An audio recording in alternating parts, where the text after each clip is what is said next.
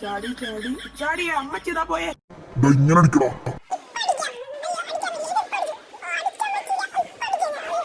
എടാ പൊട്ടാ, അങ്ങനല്ല, ഇത് ഇങ്ങനെ അടിക്കണം.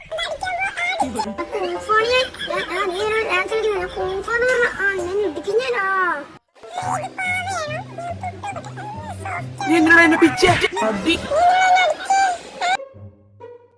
ഇവിടെ എന്താ സൂപ്പർ. അയ്യോ ആരും കണ്ടില്ല, ഓർമ്മേക്കാം.